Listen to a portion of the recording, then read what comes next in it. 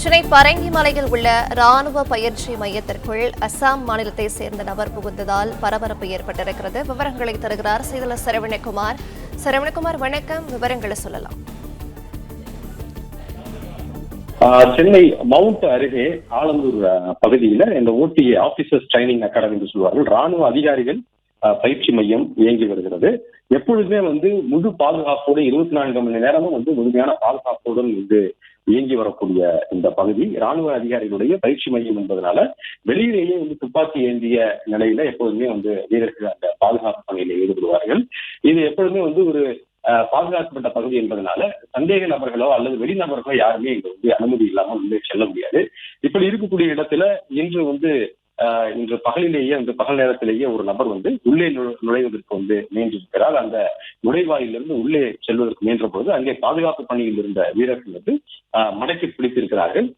உடனடியாக அவரிடம் விசாரணையும் நடத்தப்பட்டிருக்கிறது. அவர் முன்னுக்கு பின் முரணாக பேசியிருக்கிறார்.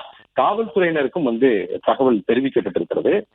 அவரை தற்பொழுது மவுண்ட் துணை ஆணையர் அலுவலகத்துல ஒப்படைத்திருக்கிறார்கள். காவல்துறையினுடைய டிசி அலுவலகத்தில் ஒப்படைத்திருக்கிறார்கள். அவரிடம் தொடர்ந்து விசாரணை நடத்தப்பட்டு வருகிறது. முதற்கட்ட விசாரணையில அவர் அசாம் மாநிலத்தைச் சேர்ந்த மனோஜ் தாஸ் என்பதும் 27 வயதான நபர் என்பதும் தெரிய வந்திருக்கிறது. இங்கு ஏன் அவர் வந்தார், எதற்காக உள்ளே நுழைவதற்கு முயன்றார் என்பது குறித்து தொடர்ந்து அவரிடம் விசாரிக்கப்பட்டு வருகிறது. அவருக்கான அடையாள அட்டையை சரிபார்த்து வருகிறார்கள் என்றால் பல நபர்கள் வெளி நாட்டைச் சேர்ந்த, குறிப்பாக நேபாளம் அல்லது வங்கதேசத்தை சேர்ந்த நபர்கள் வடகிழக்கு மாநிலங்களை சேர்ந்தவர்கள் போன்றோ அல்லது வட மாநிலங்களை சேர்ந்த நபர்கள் போன்றோ போலியான அடையாள அட்டைகள்ல தமிழகத்திலோ பிற மாநிலங்களிலோ ஊடுருவி இருக்கிறார்கள். அது போன்ற நபர்களாக இருக்கக்கூடுமா, இவர் வடகிழக்கு மாநிலத்தை குறிப்பாக அசாமை சேர்ந்தவர் தானா என்பது குறித்தும் தொடர்ந்து ஒரு அடையாள அட்டைகளை கைப்பற்றி போலீசார் விசாரணை செய்யக்கூடிய அந்த நடவடிக்கைகள் ஈடுபட்டிருக்கிறார்கள்.